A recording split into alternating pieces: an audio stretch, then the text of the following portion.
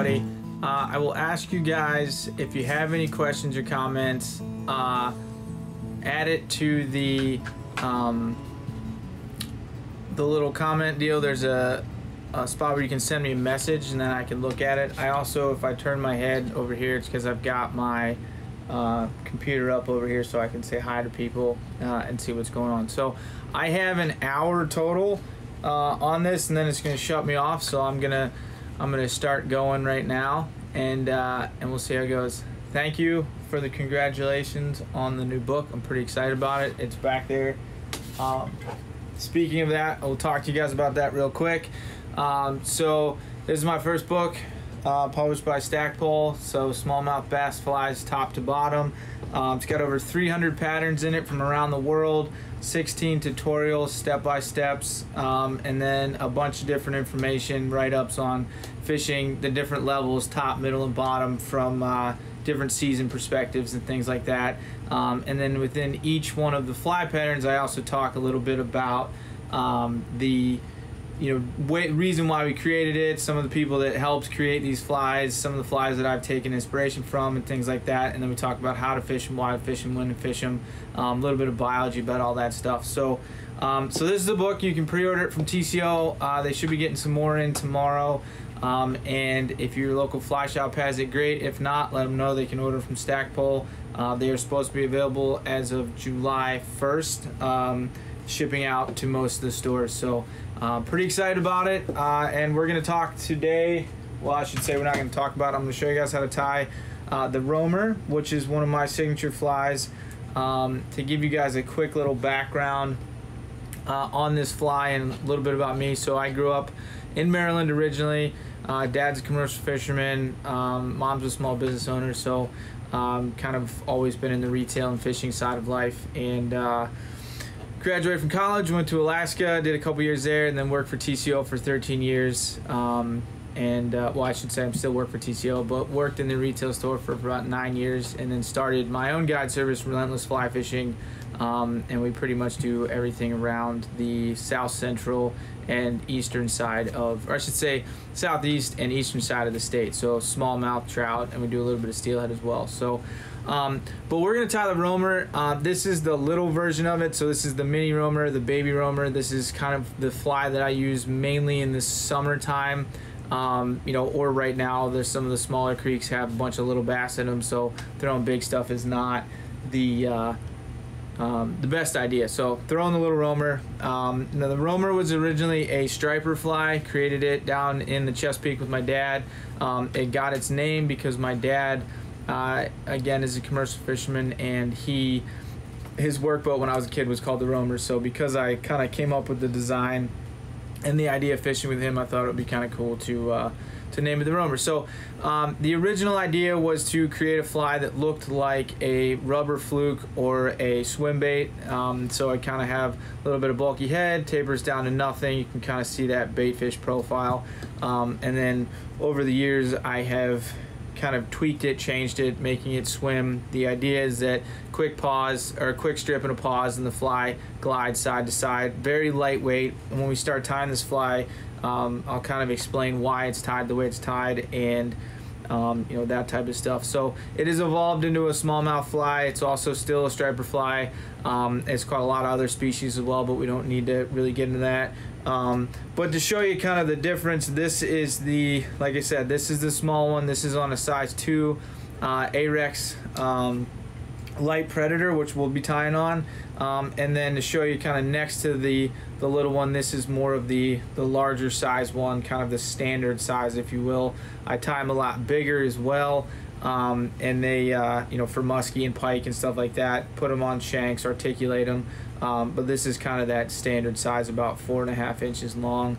And this is just kind of a sucker color. But you can see the difference in the size right there. So we're going to go ahead and get started. Like I said, I only have an hour, and so if I'm going to explain everything, it might take me a little bit to go about that. One thing I will do while I'm doing this is I'm going to zoom in a little bit, so hopefully the fly is a little bit bigger and more detailed when we do that. I'm going to just kind of talk for a few minutes and you know, kind of see if who else shows up, but we will be tying that fly, so I'm pretty excited about that. But so color combo that we're going to tie tonight is actually going to be the olive over white. This is one of my favorite little baitfish colors. Combinations that I typically use are going to be all white, gray and white, chartreuse and white, olive over white, and then obviously the sucker, it's kind of sucker color tan with a little bit of pink on there. I've tied them in all black. I've tied them in black and purple for tarpon, and you know, other different variations, some yellows, some fire tigers, things like that. That typically works pretty well, but I really like the olive and white, especially when the water's a little bit clear and you don't want that super bright fly. That kind of olive back makes it a little bit less intrusive, a little bit more subdued, so go from there. But this fly, one version of this fly is in my book as well. It's called the Romer, the Cohen edition. It's got some of Pat Cohen's suede fins on it, which are pretty exciting. I think it adds a little bit of movement to the front, adds a little bit of extra weight. And then this is the 2.0, so it's got a different way that I tie the laser dub in the head, which we'll talk about, and then it's got rubber legs instead of hen feathers or a different feather. Some guys I know that they when they're cranking them out, they don't even put pec fins on them, and they still seem to catch fish, which is good. So yeah, so we're gonna go ahead and get started.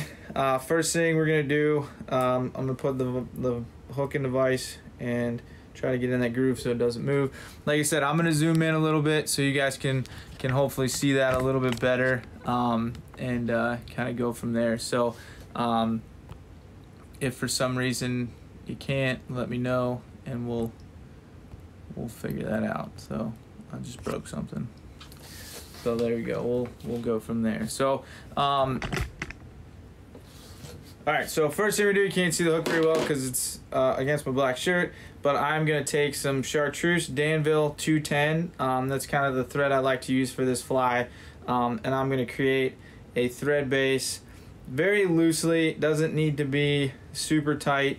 One of the things I've noticed is that if you start with a super heavy base of thread on there, it's harder to spin that deer hair. So I like to leave it a little bit open.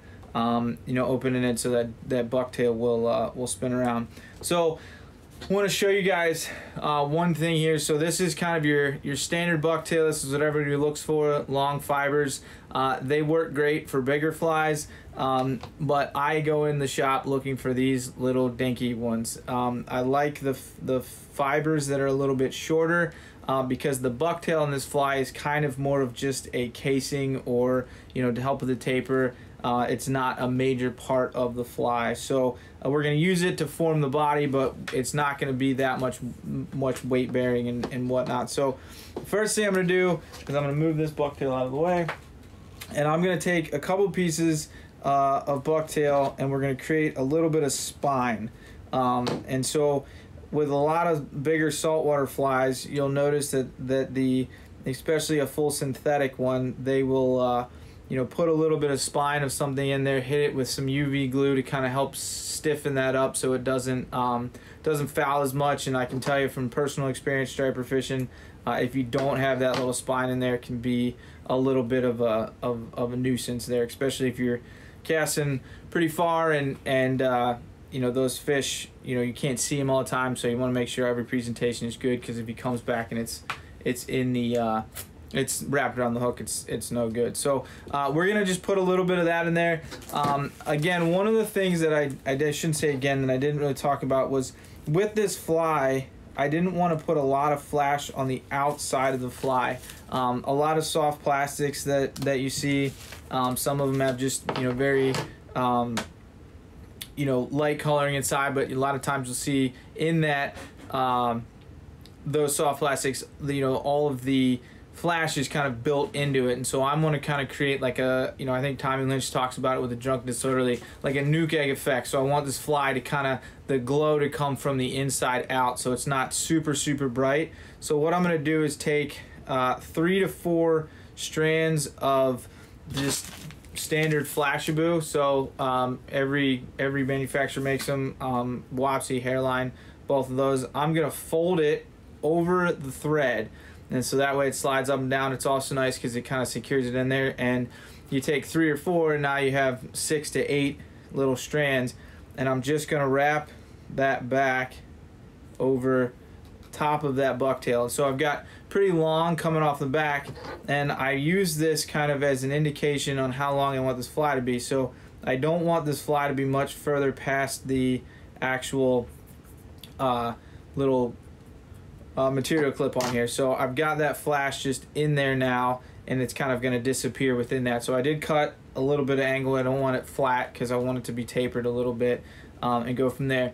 And one thing that you'll see on this fly, on the back part of it, where I tied in that bucktail and where I tied in that flash, what I did was I created a little bit of a platform. And when I tie the tail feathers in, that platform is going to give me a little bit more of a base to tie that in. One thing that I really hate, and it's a solid possibility it's going to happen with these feathers, is that when you tie in you know, rooster feathers for tails, they tend to twist and spin. One thing around that one of my buddies showed me, I think he's on here, Dave, is if you take a pair of hemostats and you pinch down that quill on there, it should work, but sometimes it doesn't. And if it doesn't, I'll show you guys a pretty cool hack to get them to lay straight. So when I did that little platform, that's as far up as I want to go on that material, because every other piece of material that goes on, there's a certain amount that you need to get this to swim properly. So it kind of helps me manage my tie-in point so I don't get to the front and I run out of room. So we're gonna do an olive over white one, and so I did already kind of prep these feathers a little bit. I'd like to take a lot of the excess fluff off the back. It makes it easier. And so because I'm tying an olive over white one, I've got one grizzly olive and I've got one regular grizzly. I use a lot of feathers from Sidling Hill Hackles here in Pennsylvania.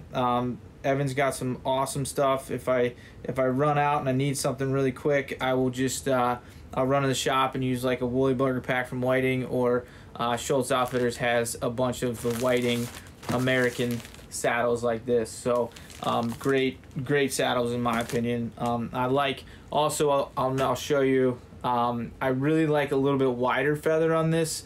If you have really thin ones, you kind of lose a little bit of that taper. When they get wet, they kind of just disappear within that fly. So having a little bit more of a webby fly is good for that. So what I did is I put the olive underneath of the white, or the grizzly.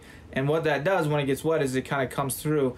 A lot of times what I'll do if I'm tying a chartreuse and white one, or a different variations of colors, if I don't have grizzly, I'll just take a regular grizzly feather, and then I'll take a solid colored feather on the bottom and put it behind it, so it kind of creates that grizzly effect. So what I'm going to do, I'm going to lay this sideways a little bit, and when I grab this, I'm going to grab the bend of the hook and the bucktail at the same time, trying to lay that right on the edge, and I'm just going to wrap a few wraps through. Now I already see that this olive one is spinning, so sometimes if that happens, what I'll do is I'll just tie one feather in at a time.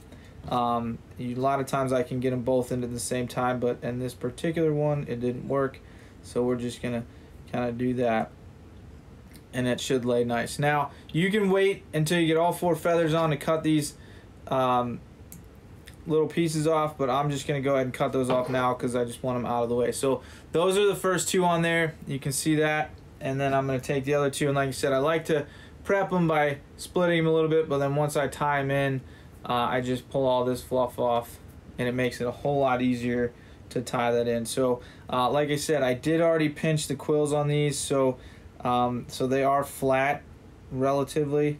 Another thing that makes that pinching the quills nicer is if you can get a quill that's a little bit thicker, and then you really get a predominant smash on that, and it makes it nice. So I'm gonna go ahead and tie those in as well, just like that, and somehow I got all 4 of them on there without spinning too bad. So once you get those on there, just make sure they're kind of lined up.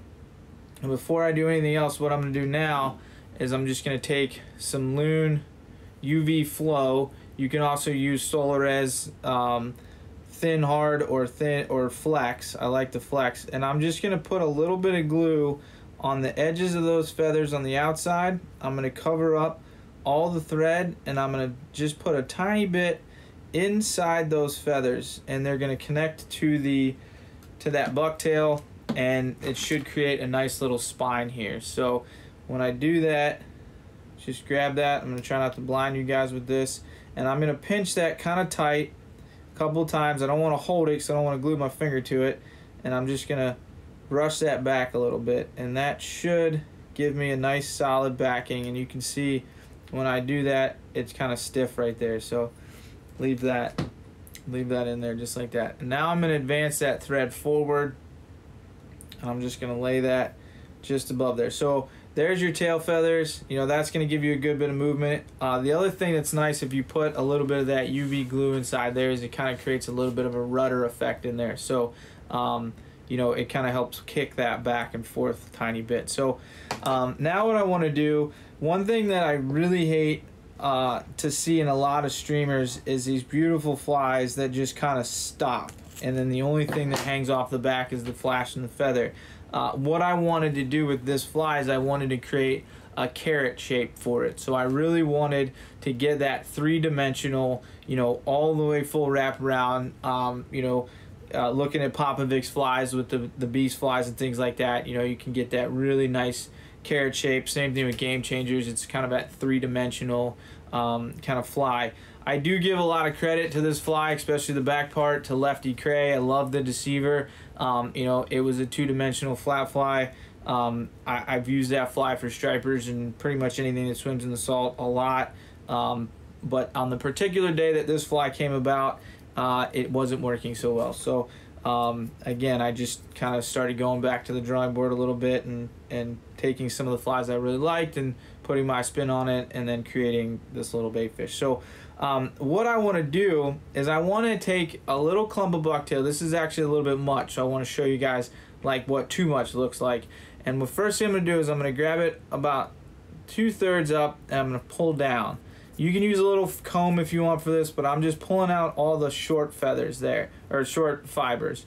And that should give me enough. And what I'm going to do is look at that. I'm going to say, yeah, it might be a little too much. And I'm going to pull a few more pieces out.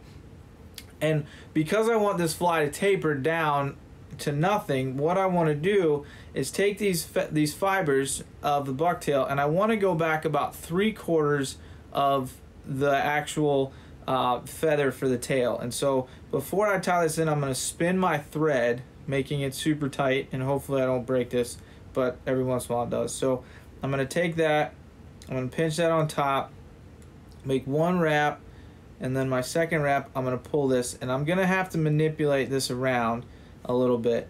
And when I do that, because this bucktail is a little bit coarse, it should flare up and spin around nicely. And if it doesn't, I always like to look around and see, just double check, make sure everything's good. And there you go. So you can see now the bulk of that is going to be right at the base of that tail, and then it's going to cover down and going to just kind of halo over top of that. So we're going to go with that. Give it one little pinch. If it's a little too flared, what you can always do is take your thread back over top of that a little bit, and that's going to take it down and lay flat over there. Actually, you know what? I'm going to redo that. I didn't like the way that was. So sometimes that happens. So I'm just going to cut off a little bit of bucktail again. Do that whole thing over. Spin that. I'm going to make sure that's right at the base of where that material ended. So I'm just going to take that, spin that again, and do one wrap, kind of pull that tight, and as I go the second wrap, that should spin all the way around nicely and flare out. And again, sometimes the way I look at it is if I don't like it in the vise, I'm not going to fish it well. So if I don't like the way it looks, I'm going to just keep redoing it until I get it right. So that looks pretty good to me, much better, little flare. And And that, again, the bucktail is just kind of a casing. It adds to the taper of this fly, which is nice. So then what I'm going to do is I'm going to take my pair of scissors that are extremely dull now from cutting bucktail, and I'm going to cut that off.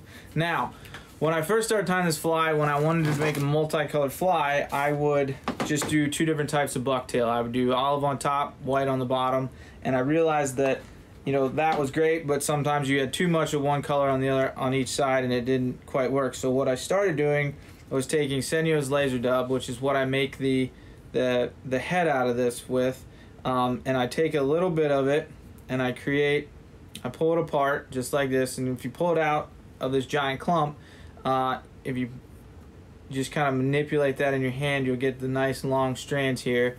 And I'm just going to take that and I'm going to do about a 50-50 center tie right on the top.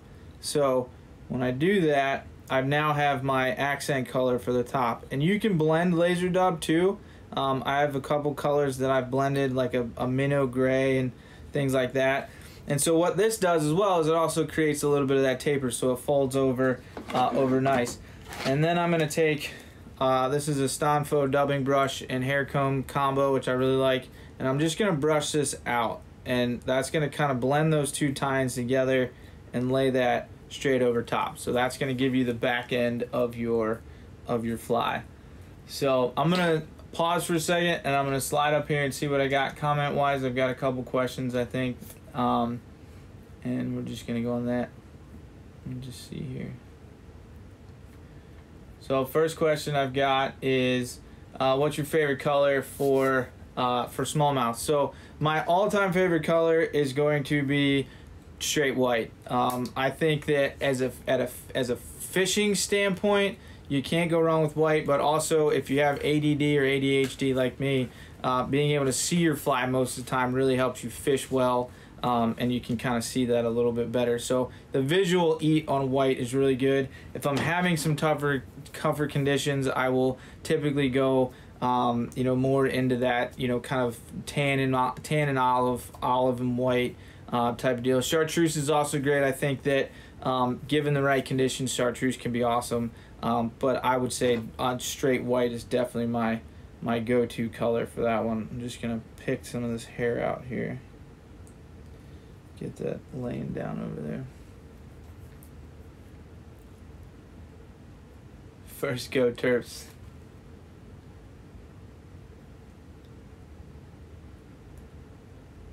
So another question I have is for weight fishing. Would you weight this fly if you have a floating line?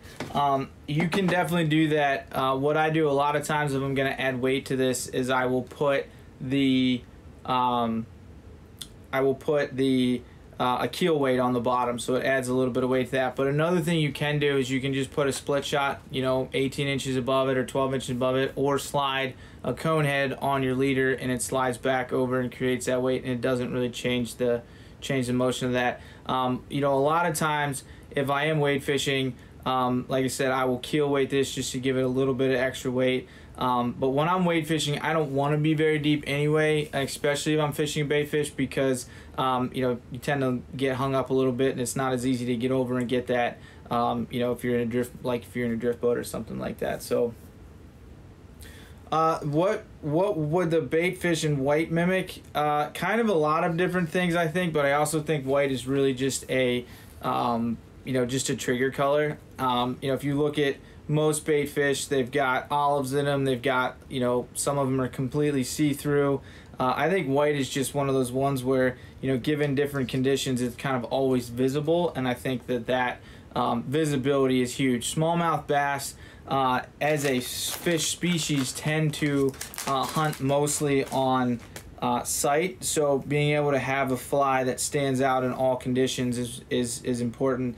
One thing I have noticed, and this kind of, it all depends on who you talk to, but one thing I have noticed is that, you know, given, you know, muddy conditions or clear conditions, white always seems to go well. They can see it. It's not completely intrusive like a chartreuse and white one would be, and things like that. So I'm gonna keep tying for a second, so if you guys have any other questions, I'm gonna keep kind of looking over there. I know I'm missing a couple of them, so what I might do at the end, if I have more time, is just scroll back through and answer some of these. So I'm not ignoring you, I promise.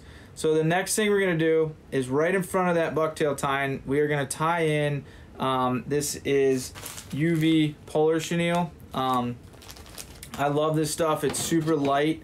It adds a nice kind of translucence to the fly, and it also kind of takes away a lot of that bulk, because instead of kind of stacking bucktail all the way to the front, what I can do is go to about a quarter, about half of the shank of the hook itself, and I'm going to just wrap this around, and each wrap I'm going to pull that material back a little bit, and this is going to kind of create that translucent look. And so if you look at a lot of bait fish, some of the smaller bait fish, they kind of are translucent in a lot of ways, and so this kind of gives you that kind of shine through of that translucence.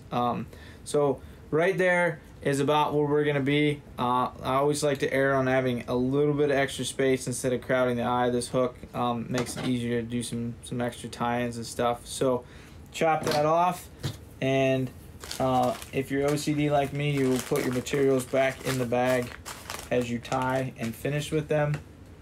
So yeah,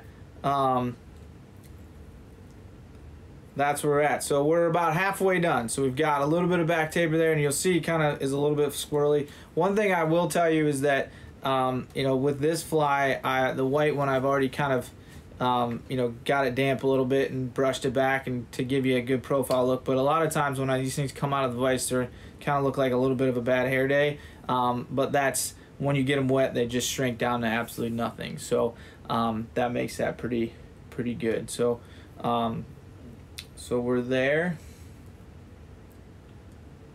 Let me just see here. All right, so I'm literally watching myself tie on that other screen, which is kind of funny. All right, next step, we're gonna do another set of bucktail in here. So I'm gonna take a little bit more bucktail. I don't want too much more than what I had in the back, because again, we're not using the bucktail in a lot of ways as bulk. We're just using it as an outline of the fly. But to create that taper and can continue that thing moving forward, what I want to do is lay that bucktail on the side. I don't want the front bucktail to be the same size as the back bucktails, because then you're just going to get that hard stop.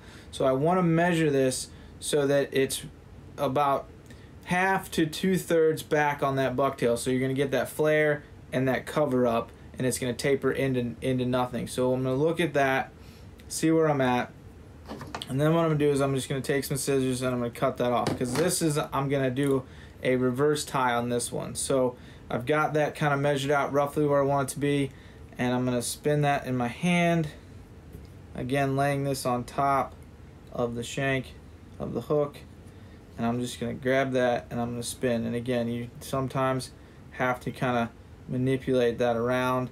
It's really important to get this pretty even, because this is where that fly swims side to side. So if you've got too much on one side, it'll just kick to the same side every time. A lot of guys at this point, you can use a pen for this. I have a super cool little tool called a Proto John. So it's a 3D printed deal that's kind of hexagon in there, and what that does is it actually grabs the material, the bucktail. So instead of a flat pen or the inside of a big pen, which I used to use, this kind of holds it, pushes it back, and you can see when I push that back, it lays right down over top of that, and you can still kind of see through that flash. So I don't want a lot, but this does add a little bit of bulk to the fly because you got that reverse tie in there. And then what I'm going to do is I'm going to grab all that hair, and without moving the thread forward, I'm going to go over top of where I just was, and so now you've got that deal. So it's laid pretty flat, but when I pull it tight, it flares that bucktail back up, and so now you've got that kind of bad hair day again. And what this does now is this gives me a good tie-in point for the next 4 materials, or I should say next 3 materials.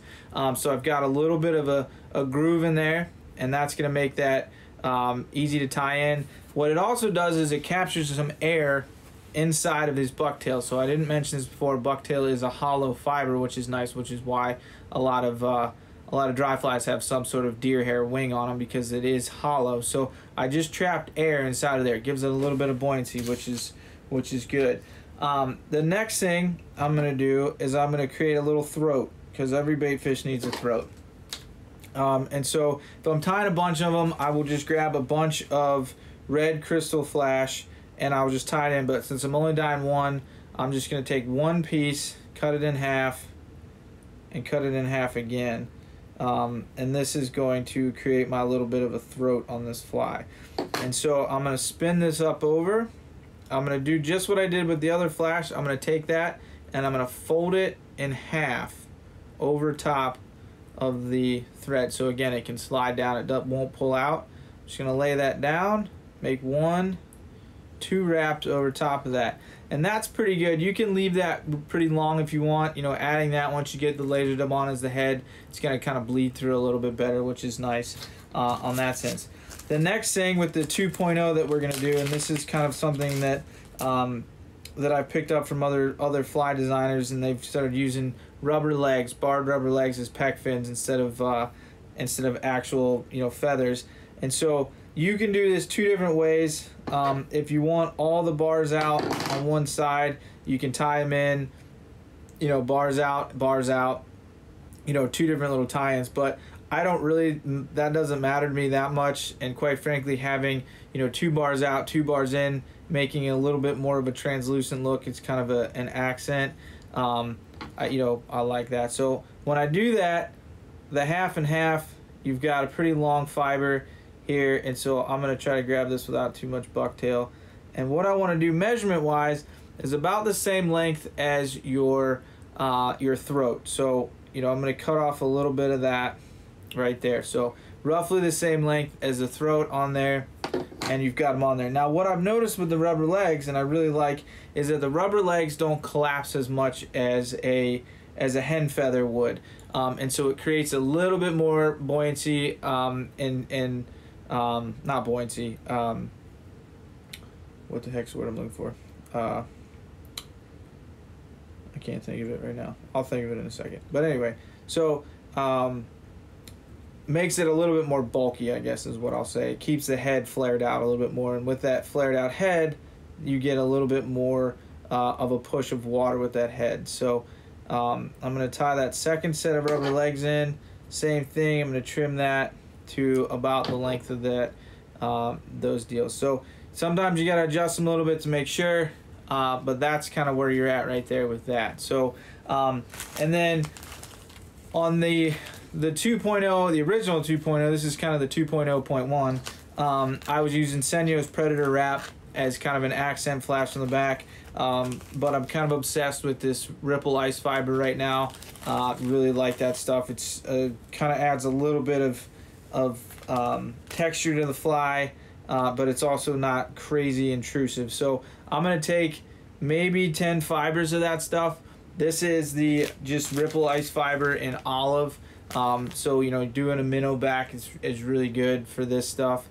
And I'm going to kind of try to get this this stuff about 3/4 of the way back. So I want it to kind of disappear in the laser dub on the back. And so when I tie that on the top, I'm going to try to get that as square on the top as I can. Couple wraps. You've got your little bit of flash off the front, and I'm just going to fold that back over, and again creating a little bit of that kind of top spine, the darkest point. If you look at a minnow, when it peaks at the top, you've got different colors, and then it almost looks black. So adding a little bit of darkness on the top of the minnow is really good. When I first tied this fly, I used to use peacock curl to go up over, but I kind of like this flash. And you'll see the flash kind of sticks up a little bit. That's just kind of how it is when it's packed.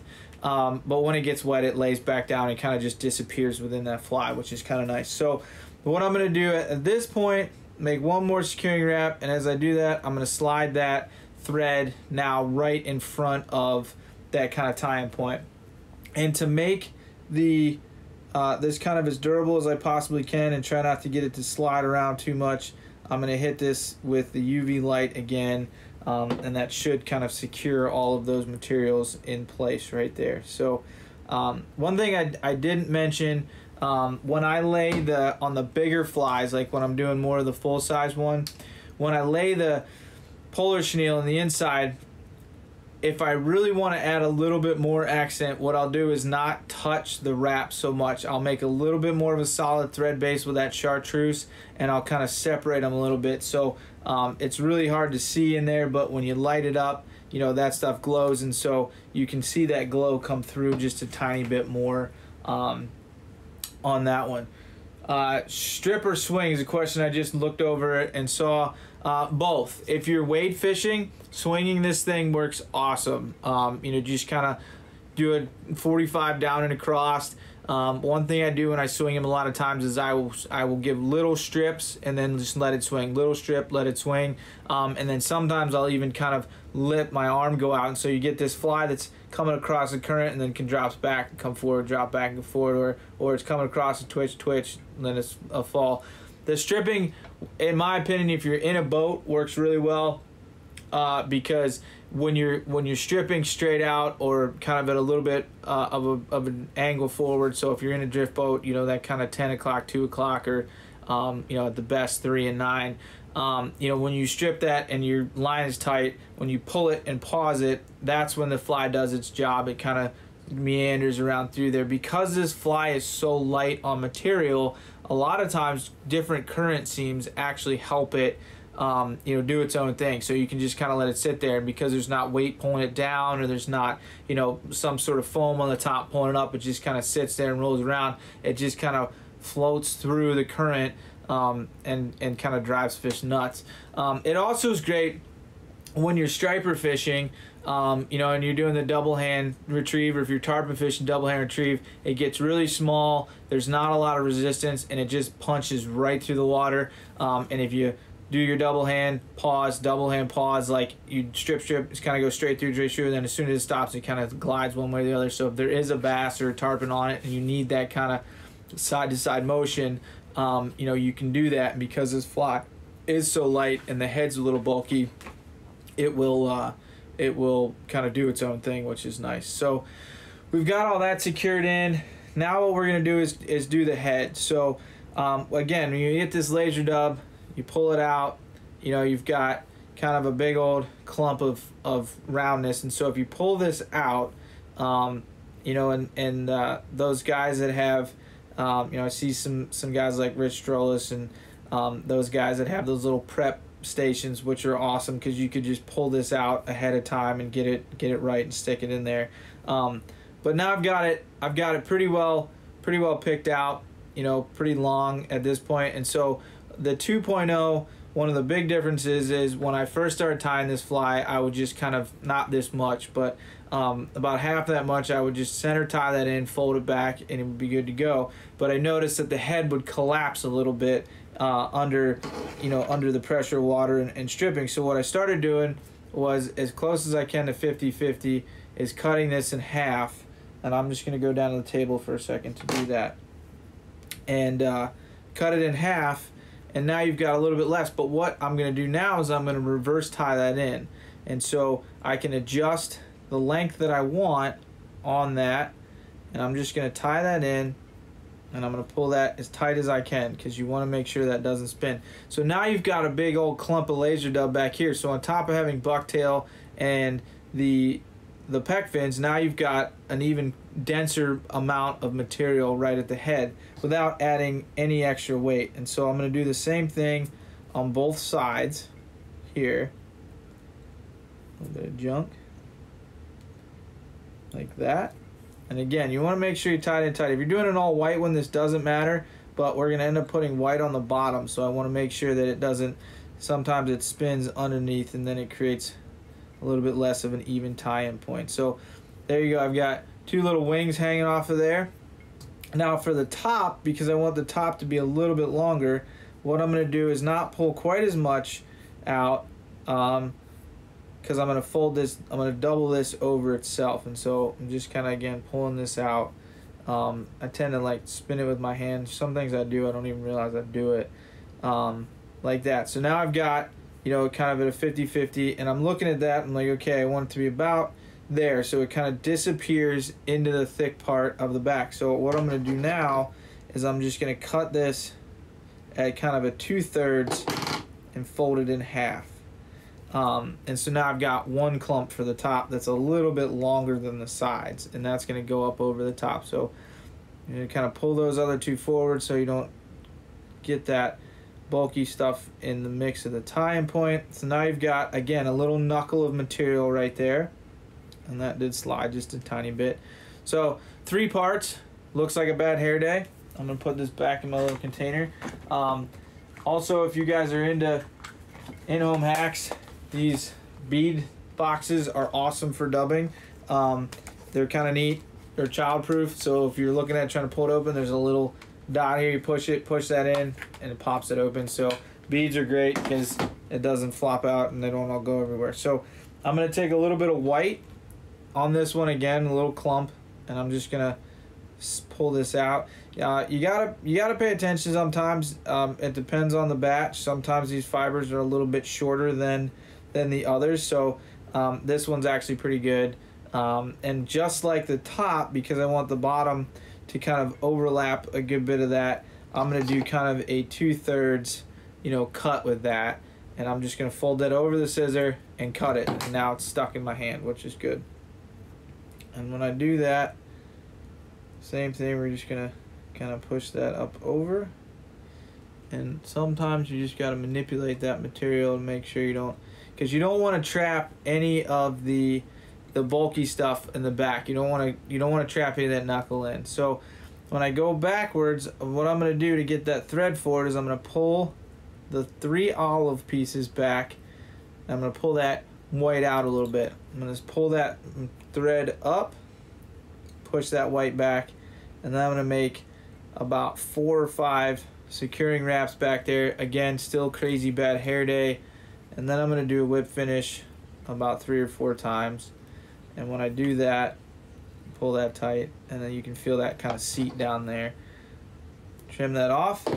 Now before I do anything else, sometimes I have seen this, I've had this happen firsthand, and it's not fun. As you start brushing that out pretty hard and you pull it all out. So what I'm going to do is I'm going to hit this front with a little bit of UV glue, and this is going to kind of secure that thread in. But what else it's going to do, if you look at it now, it kind of looks a little bit more like a minnow, is you can kind of adjust the taper that you want by how hard you pull that back. So if I want a little bit bulkier fly, I'd hit it right there and I'm good. But because this is the smaller one, I want it to be a little bit more streamlined. So I'm going to pull that dubbing back really hard. Watch your eyes. Hit that with a light, and just like that, I kind of have my minnow shape already. But what you'll notice when you go around there is you can see some pretty open spots. So a lot of times when you tie in laser dub in 4 different clumps, you get 4 different separations. So what I like to do, and this also helps bulk it up a little bit, is I brush it all forward. And what that does is it gives you, again, now you can really see that knuckle in the back of there of that material. And what it does is it kind of marries those together. You pull out all the extra stuff, and then you push it back. And when you push that back,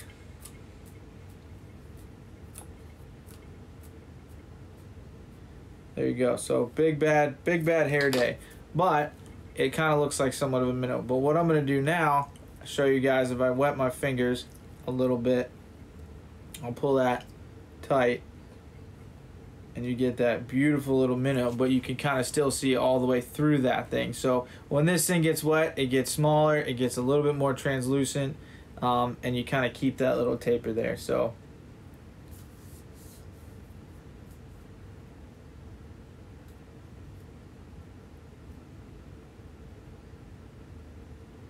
sorry, I just spaced out for a second. So this is the Roamer, the Mini Roamer 2.0.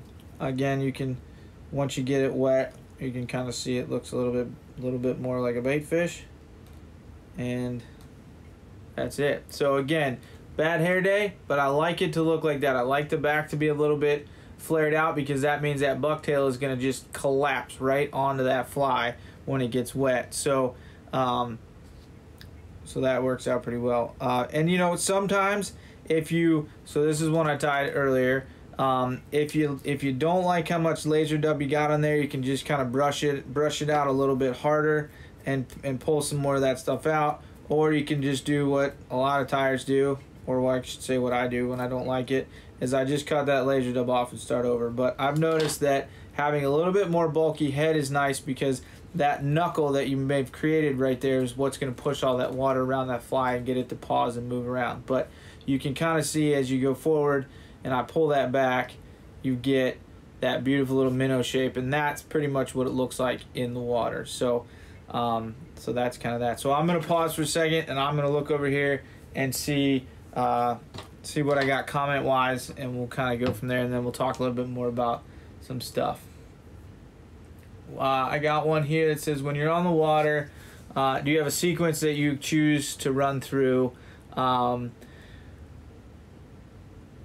My screen just jumped, so I'm trying to catch it again. You run through your flies, such as color, weight, or style of fly, and what makes you pick that sequence. So I would say confidence is what runs me through a lot of that. Kind of knowing what works, what's going on. The other thing is I'm always looking at what's going on the creek itself.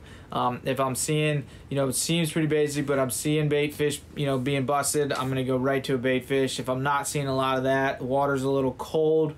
Water temperature is another big one. So if the water's colder, I don't want a light fly that I've got to burn through the water pretty quick. I want something that's going to be a little bit lower in the water. Springtime is a great bait fish time. The crayfish aren't really moving around that much. There are some around, but not a whole lot. And so they're kind of foraging mainly on bait fish. And then once summer hits, I try not to fish streamers as much as I can. I try to stay on top. But weight-wise, I would say weight comes with the conditions. If we've got low clear water, I'm going to go with the lightest fly that I possibly can fish, because I don't want it to make a big plop when it goes in the water, and I don't want I don't want it to sink really fast. So even on some of my crayfish in the summertime, I will go from lead eyes to more of a bead chain eye, so it drops a little bit slower. You don't have that large plop. And that's one thing that I really like about this fly, is that to just get it in the water to present it in front of the fish, it doesn't have a lot of bulkiness to it in that sense. So that's what I would say. So confidence would be the number one thing. Water level and clarity would be number two, and then kind of what's going on in the system itself. That's a question I could no pun intended, write an entire book on the choices and going from there. But I definitely think that I try to simplify things, and rather than having 20 different patterns that I think might work, I try to have 10 or under patterns that I know work most of the time. And if they don't work, I just go home and start drinking whiskey. So so color is another one that I would also say has to do with the clarity of the water. But again, I've noticed so many times that white just seems to be a good color. So go with white and kind of start from there, back off or get a little bit brighter, and kind of start that as your medium. So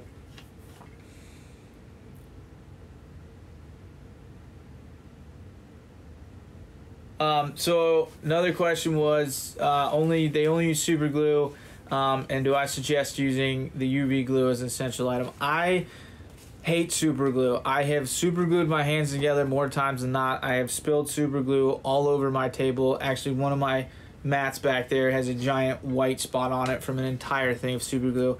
I think super glue has its time and place. I think it's something you definitely need, but with these new UV glues, especially these ones like the Loon Flow, it seeps into the thread itself. I think you can't go wrong with this stuff. And so when it comes to building bait fish, 90% of the time that I'm securing anything down, I'm using the UV stuff. If I'm doing an articulated fly, and I'm going to be either using a shank connection or I'm going to use a wire connection, I do the thread base, and then I always use super glue, because I feel like super glue holds a little bit more, or it's a little bit stronger in that sense. But when it comes to just securing it down and the UV versus like a head cement or something like that, I think that the UV definitely works a lot better, and it's a lot less messy, and you don't waste it as much. One thing that I will say that I love about the Solarez brand is that it comes with a cap on top of it. So unscrew that top, and then your needle is right there. I have gone through so many Loon ones because the sun hits it. Sometimes I leave it out, and the sun comes through my window, and I come back and it's completely shut. So I will say Solarez is awesome for that. keeps that closed, and that makes it really nice on that one. So on that one, so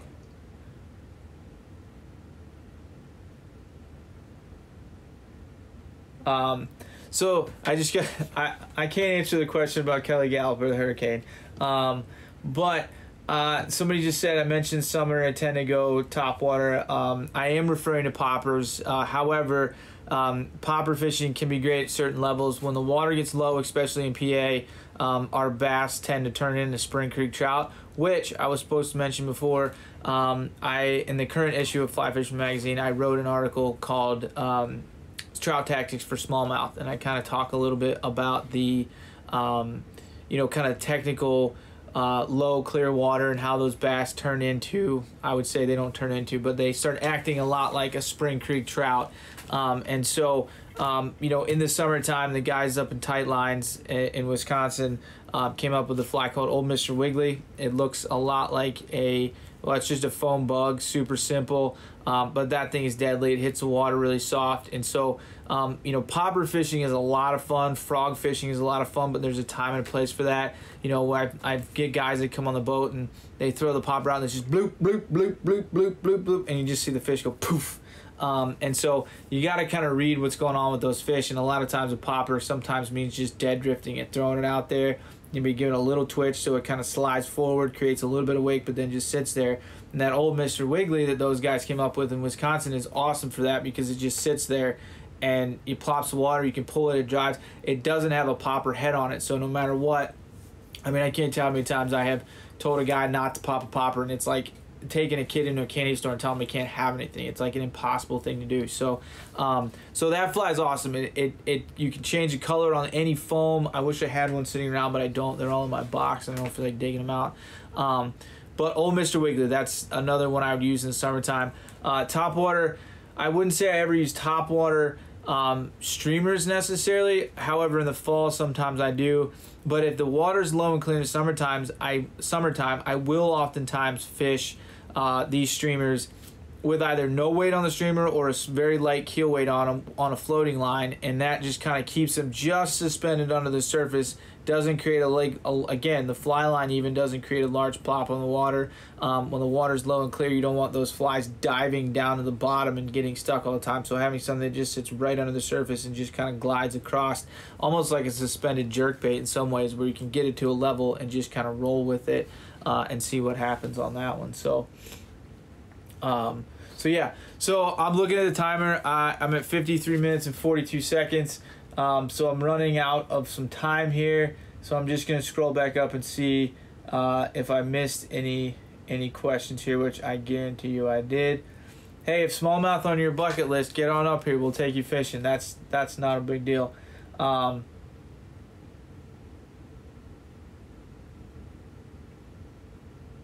So I got one that says, will these work for largemouth and a shallow lake too? Absolutely. They'll also work in a deeper lake. I think the small ones work well for a lot of different things. I've taken redfish on them, snook. Most of the predatory saltwater fish have eaten them. I've definitely caught largemouth on them, but I would run a little bit bigger one for largemouth. Not to dog largemouth, but I feel like in the sense of pickiness, largemouth can be a little bit more forgiving than smallmouth sometimes, but the small ones work great. So really any fish that eats a bait fish, this thing will work for. We've had trout, all different species of trout eat them. We've had panfish eat them, catfish, walleye, muskie, pike, all that stuff. So those are all good on that one. Let's see here. I got one. What is the best way to fish these for smallies? Fast or slow doesn't matter. I think one of the most important parts about fishing these for smallmouth is the pause. The pause is huge because that fly just stops, and because it doesn't have a lot of weight on it, it just hovers right there, and you can really kind of play that cat and mouse game with that smallmouth. And it's like, I can't tell you how many times I've been standing up looking at a bass coming in, and I'm like, strip, pause, wait, strip it again, all right, set, and you can just kind of let that thing hang there. So I've told many of my friends, many of my clients, it doesn't necessarily matter what you do as long as that fly pauses. It's got to sit there for a couple seconds, because even in the summertime, or I mean in the springtime, when those bass are in a little bit colder weather, you know, they don't want to chase that fly halfway across the creek to get it. They want to just kind of meander up to it and grab it. You know, I use the term, you know, an unsuspecting bait fish a lot of times. They're not imitating a wounded bait fish necessarily, more of a bait fish just out for a stroll, kind of hanging around and whatnot. So, so yeah, that's a great question. The pause is key. I think that, you know, a lot of fish, not just smallmouth, but a lot of predatory fish, love to catch that thing on the pause. They'll either shoot up to it when it's paused, and then as soon as you strip it again, they pounce on it, or it's like they're following it, and they're like getting ready to turn off of it. If you pause it and it just falls a little bit, they grab it just like a cat. So that pause is really, really important. So and I got another one here. Somebody says go Terps. That's right, go Terps. I got that one as well. Just checking one more, going back up here. And